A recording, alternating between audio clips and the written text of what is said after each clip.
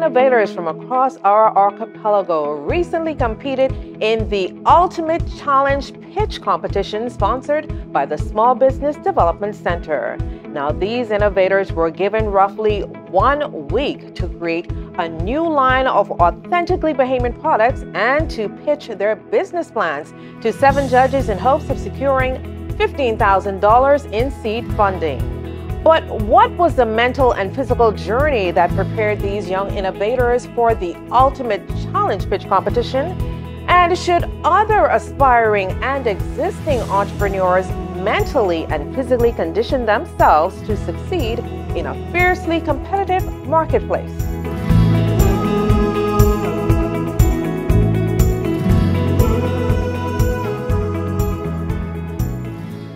I was not expecting 492 persons to register for the boot camp, and so lo and behold, when that happened, I had to think quickly, how are we going to manage 492 people? So that's how we came up with the concept of teams.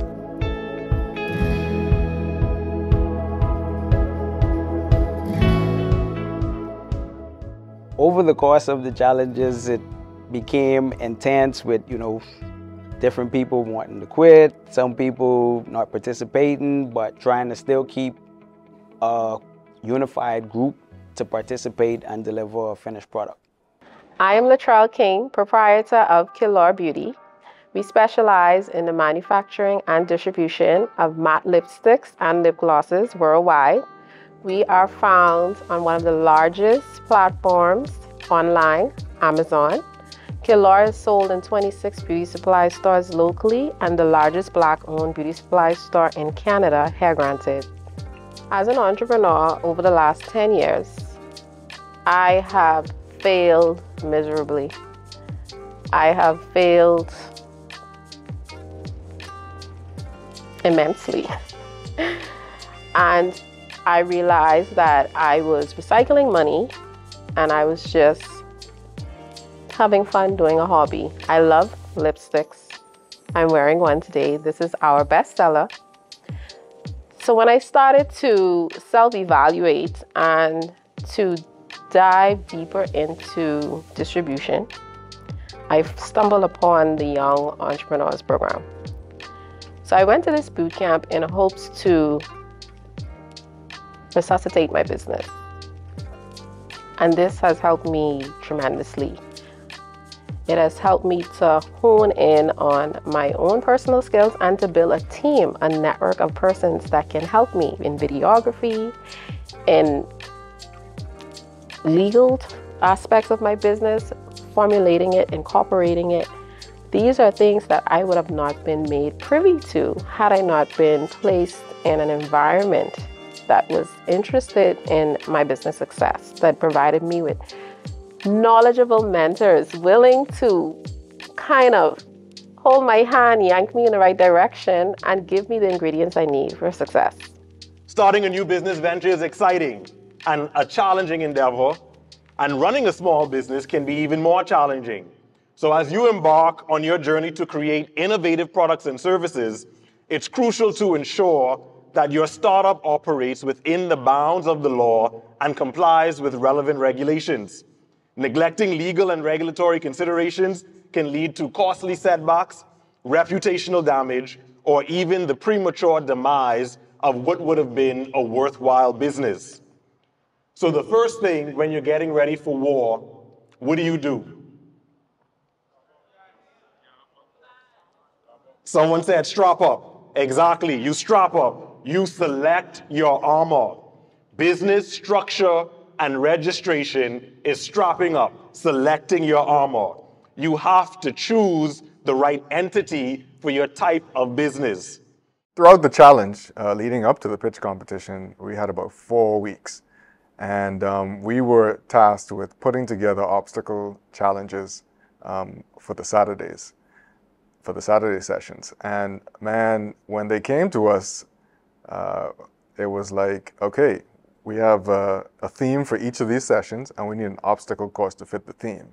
And I scratched my head, and I couldn't figure out what that meant. And,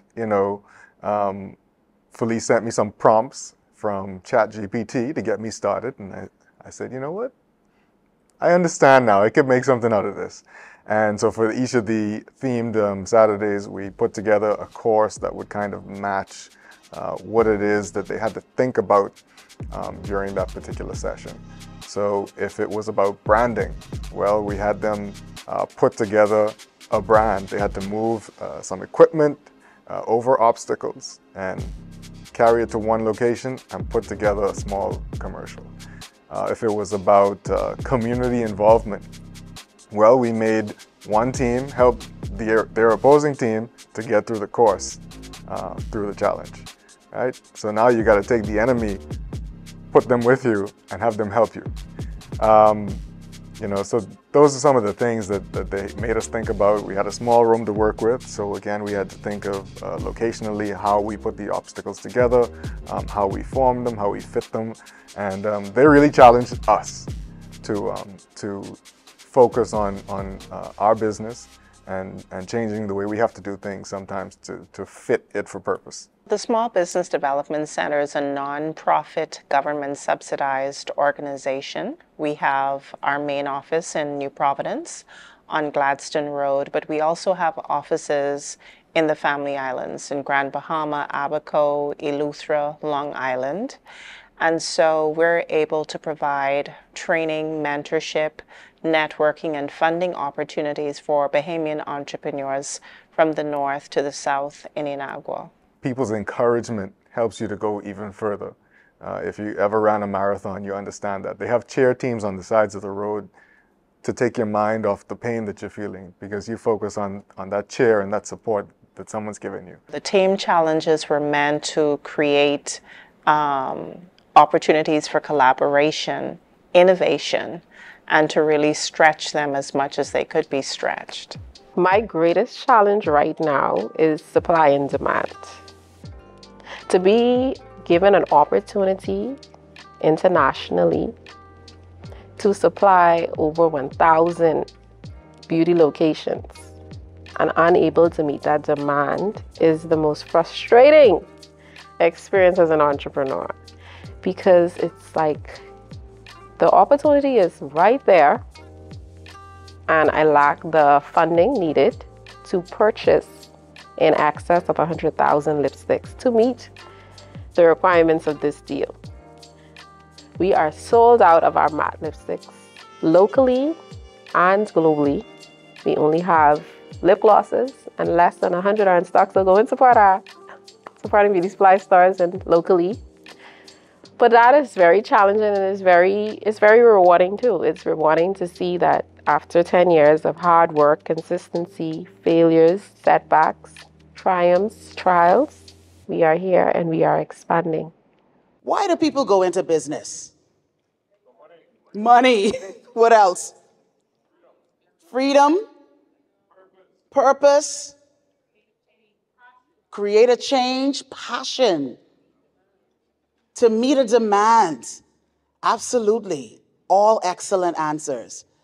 And sometimes, because of our passion, because of the cause, because of the money, the drive, whatever it is, sometimes we forget who we've come to serve. The customer and customer care is an integral part of running your business. Do you agree? Because without them, we won't have a business. And sometimes we forget that in our quest to make money or to fuel our passion or whatever it is, that reason that we go into business. So here's key number one. Know your customer. Know your customer. That means you have to understand who you came to serve in very specific detail. Why throw a huge net out into the ocean and then you grab up all sorts of fish that you didn't intend to go out and get? So you're wasting time, you're wasting resources, you're wasting energy when you can actually use a very strategic approach to find the people that you want to sell to and who want to buy what you have. A lot of persons are more or less in a certain comfort zone, and when a challenge is posed, you know, it brings out that creative spirit in you, and it takes some fostering and, you know, reinforcement. Running in itself helps you to focus. Just a flat road, couple of miles, clears the head. You know, you focus on your breathing, you focus on the road ahead of you. Helps you to think clearly for the most part when you can breathe. And then you add obstacles to that, and there's another level that your body has to process. Your balance and muscle memory and strength and those things, right? So just another level of running, another level of training that you have to take your body to. And what the people in that world call it is functional fitness. And when you think about the world, it's not a flat place. There are steps, and there are hills, and there are valleys, and your body needs to actually kind of go through that in the way that it would go through the world just normally. And so obstacle course racing does that for you. There are many success stories, and it's difficult to isolate a particular client. But for me, if I just think recently at the Young Innovators Bootcamp, the success is seeing 6 teams emerge from 23 teams and being given a challenge to launch a new business within 7 days. I thought that was incredible, that nobody wanted to quit at that particular point. They were game all the way through, writing their business plan, launching their marketing campaign, then pitching their business in front of cameras to 7 judges that they've never met, and being open to the feedback that they received. And now we're in the process of helping them to fine-tune their business ideas and now get ready to actually launch the business in the real world. So for me, that's a success story to see 6 teams of entrepreneurs take on the ultimate challenge and succeed, whether or not they got a $15,000 check or a $10,000 check. The fact that they made it to that point and they're working through their business plans, about to launch actual businesses that offer authentically Bahamian products for international customers as well as local customers. For me, that's a tremendous success.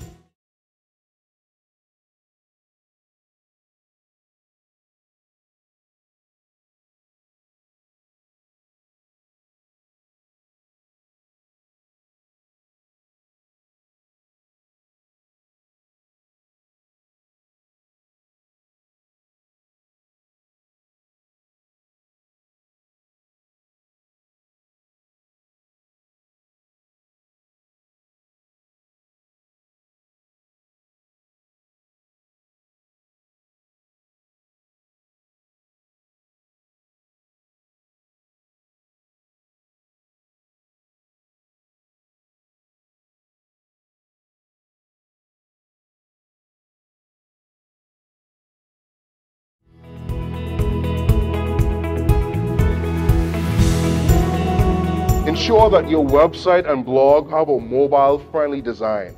The average person doesn't have a computer, so you need to ensure that all of your websites can fit on this. One second. Right here. On this. My name is Cyril Saunders. I'm the owner of CMS Management Services.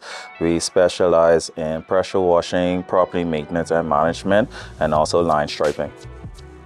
In reference to learning from the Young Innovators Bootcamp, it was an experience that none like any other. We learned a lot of things as far as marketing, customer service, being able to interact with different persons and being able to think on my feet.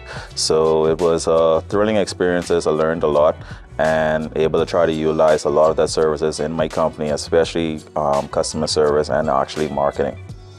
The team challenges were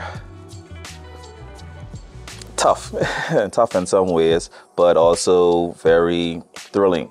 Able to interact with different persons, reading everyone's different mindset, and being able to think, like I said, thinking quickly on the feet.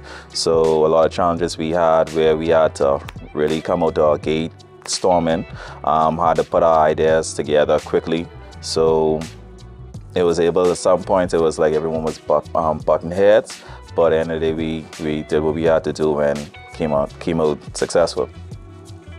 As it relates to our current business climate, I think that young entrepreneurs are doing a good job. There's a lot that can be done to make improvements, but programs like the Young Innovators Bootcamp fosters creativity, collaboration, and partnership amongst young entrepreneurs. And one of the takeaways I tried to give to my team was, you know, you all are in different aspects of business, but don't let that stop you from collaborating or creating joint ventures where you can send business to each other and, you know, help to make the economy thrive and so on and so forth.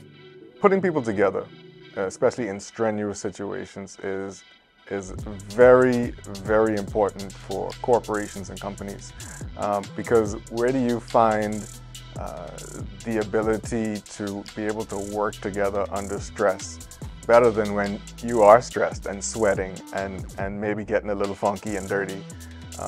People find the best of themselves in those kinds of situations, and they find the best in each other. And so I think corporate team building, you hear it before, you know the name, you hear it, corporate team building all the time, is extremely important for businesses.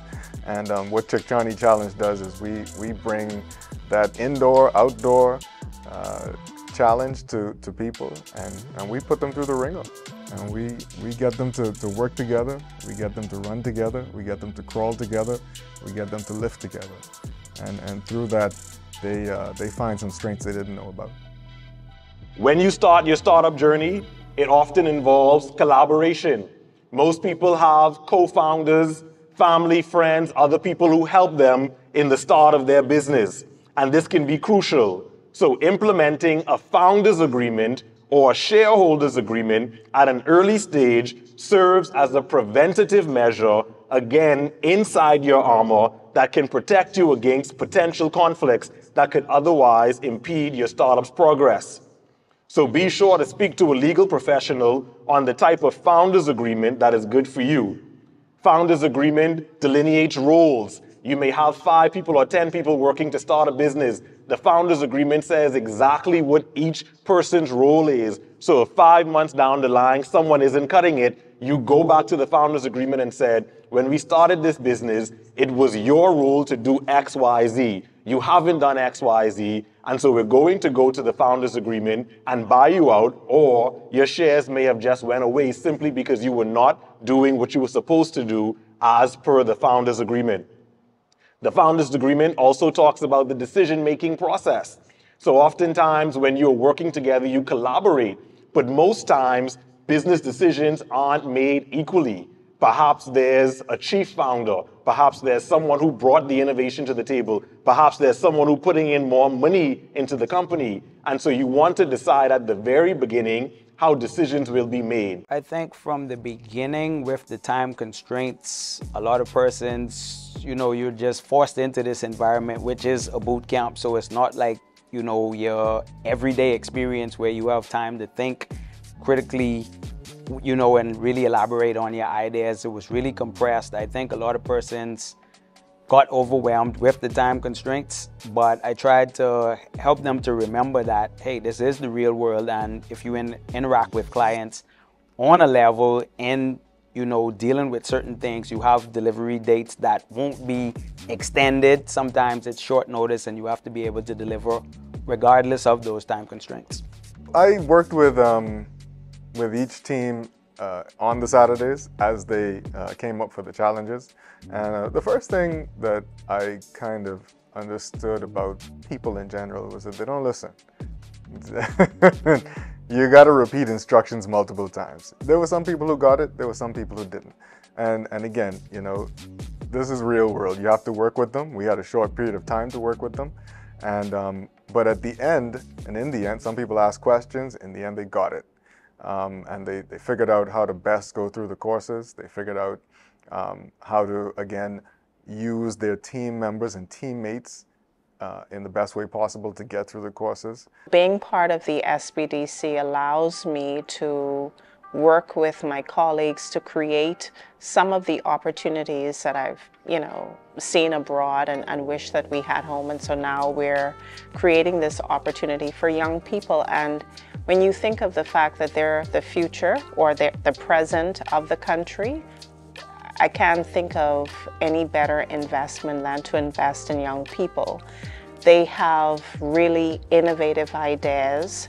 They simply need the wisdom and expertise that older Bahamians have. And if we were to match their innovation with our expertise and wisdom, I don't see why our country can't be so much further in the next 5 years. I am a recipient of the Young Entrepreneur Innovative Grant Program.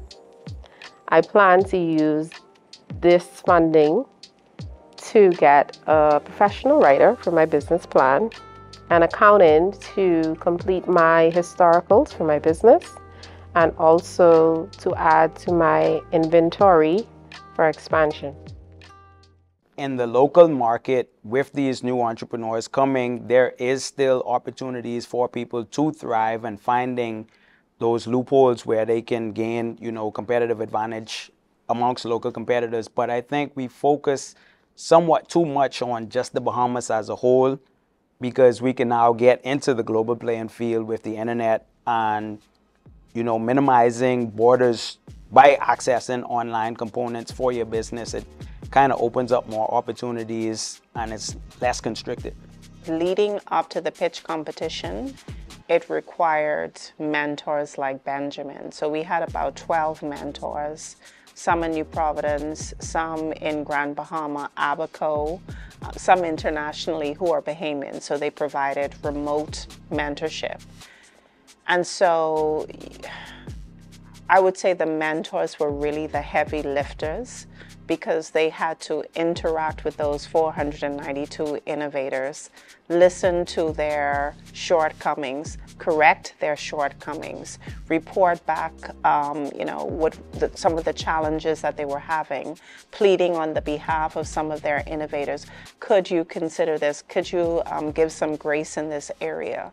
And so they were really the persons who held the teams together. Even though teams had leaders, the mentor was really there to motivate that leader, help them to see their problems as opportunities that they could really grow from. More or less, I think participation was the biggest issue, because you had both of my teams, first and foremost, was remote. So it was hard to get everyone on the same page with them not being face-to-face, and I think that was probably the biggest factor of getting everybody to buy in and get on the same page. And looking back at it, I would review my performance and how I would give, information to the team and trying to figure out the best method or how effective I could be in my communication to them. So it really challenged me in and of myself to figure out the best delivery method to still keep a level of effectiveness in getting those persons to react in a way that would be conducive to us winning. My advice to young business owners: never be afraid to fail. Never, always go strong, because you'll never know what you'll actually learn from life and from business if you don't fail. So in order to learn a lot of things, you'll have to try to push forward. And even if you fail, you learn from your mistakes and just do better the next time. All through life, you find these challenges. And that's what we're about. We're about helping you to understand, and this was what the SBDC was trying to do, help you to understand that you're going to find the challenges. They're going to be tough, but you can overcome them. And especially when you have a team, you're going to be better for it. This is the first Young Innovators Pitch Competition, but we've done several competitions in the past. So we have different programs, such as the Royal Caribbean program. We had a pitch competition, I believe that was last year. And so the Small Business Development Center, I would say, we are no strangers to organizing well-executed pitch competitions, but sometimes we do it for different groupings of entrepreneurs. So for the Royal Caribbean, it was for entrepreneurs in that tourism space. And before, we've done a sustainable business pitch competition, which was meant to attract businesses that are about promoting people, profit, and planet. We've also had a global business pitch competition. So this was for entrepreneurs who were strictly thinking about exporting their products. So we've had various competitions over the years. The mechanics of it doesn't change, but the wild card is who are the different competitors. And that is what really spices things up, because you don't know who is going to emerge on that stage, what they're going to say in the moment, how they're going to respond to the judges, because sometimes competitors can be very defensive. And so it's really in that moment being able to observe the interaction between the entrepreneurs and the potential investors, lenders in the room as it's happening. The SBDC is around 5 years old, if my memory does serve me correct, like I said, and they've really been champions of helping young entrepreneurs and entrepreneurs in general, you know, find funding and put their businesses into the marketplace, and I think that's a commendable effort on their behalf. Miss Samantha and Felice and their whole team, they're doing a remarkable job in that regard of bringing opportunities and giving people a stage and a platform to really cultivate their talent and put it out into the marketplace.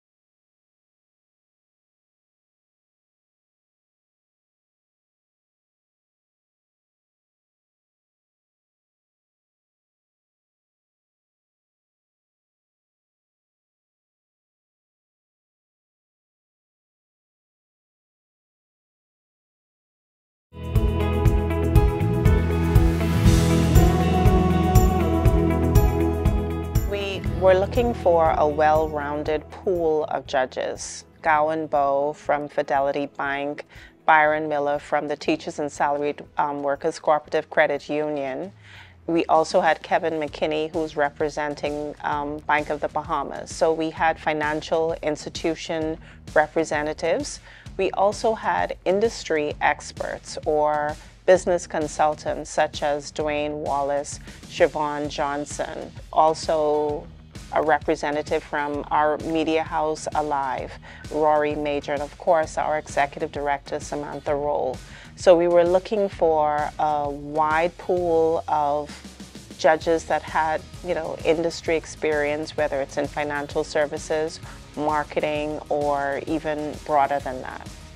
The concept of entrepreneurship never even crossed my mind because I didn't have examples of that in my family. And so I think the fact that we're illuminating entrepreneurship to young and older Bahamians, I'm hoping that more people think of entrepreneurship as an alternate but just as viable path to wealth and nation building as, you know, working a 9-to-5 job. Yes, not everyone can be an entrepreneur, but if you have the opportunity to create jobs for others, why not? I am an A student of Google and YouTube University. That's one of my biggest methods of resource paired with AI to some extent.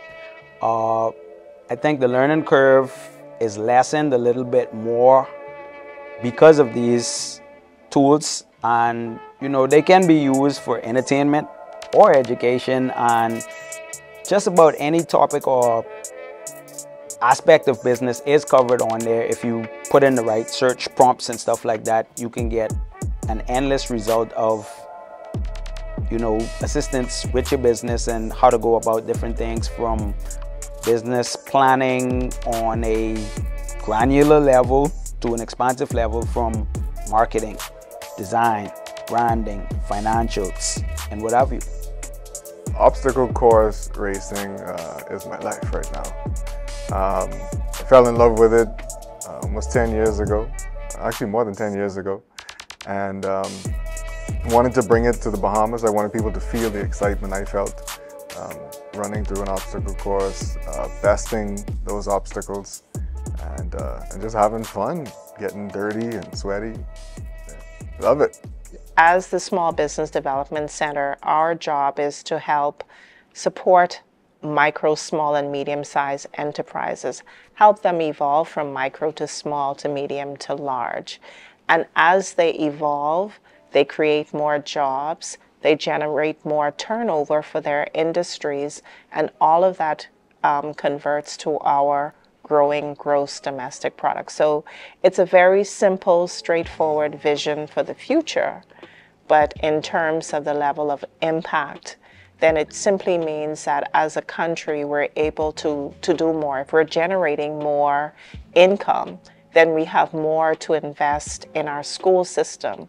We have more to invest in our health system and ensure that all Bahamians have a good quality of life. I want to see young entrepreneurs take the initiative to invest in themselves from a mindset perspective, putting themselves through a rigorous, like 30, 60, 90-day sprint where you focus on a topic and really go all out with it, invest yourself wholeheartedly, bet on yourself most and for all, and really hit your targets as you set them up, and seek constructive criticism from your peers or established business people who can help you, you know, go through whatever learning curves may come about or challenges you face when doing certain things with your business. What I prefer to see, though, is entrepreneurship that's fueled from innovation as opposed to desperation. And there's a big difference in how those two types of entrepreneurs develop products and approach the market. Because sometimes your desperation can be seen by your customers, and that would cause them to resist you because you're only selling this product to me because you need to put money in your pocket. If I innovate a product, I can simply place that product on a desk, not say anything, and people will walk up to it and say, well, what is this? What does it do? And they look at the packaging, and I don't have to sell them the product sells themselves. So I prefer entrepreneurs who are fueled by innovation and just naturally attract customers, investors to themselves. There was some team members that came out of Lightbulb in our last challenge who really, like, they came from behind. They did a challenge. If you looked at them, you thought, no, this person isn't physical. You know, they're not going to make it. But they absolutely brought the team home, and I thought Lightbulb did amazingly. There were some teams like I think Microchip. You know, some thin, nerdy-looking people. Some of them, you know, came out on the course, and I mean, they did their thing. You know, so yeah, some of the teams really impressed me. And I just thought they did an excellent job. I would just encourage all participants who were a part of the program to reflect on the experience that they've had, go back through each challenge and session and try to apply those things to their businesses in a real world format. Use the compressed time constraints and force yourself to think outside of the box to deliver a product or service that can resonate in the market, and continue to develop and reiterate your business, and the market will give you real world feedback. If it's a product that's not satisfactory, go back to the drawing board and continuously build and, replicate those steps until you have a product that works. At the end of the day, I want everyone to know that you are capable of much more than you know. And if you would simply embrace challenges and problems as opportunities to prove to yourself what you can do, not alone, but with the camaraderie of fellow entrepreneurs, with mentors, with the SBDC. There's so much that you can accomplish. If you can have a team, a microchip, develop a blend of teas in 5 days, and if you see their marketing campaign, if you see their business plan, if you saw their pitch, all of this was conceptualized in 5 days. What could they do in 5 months or 5 years? And these were people who didn't know each other.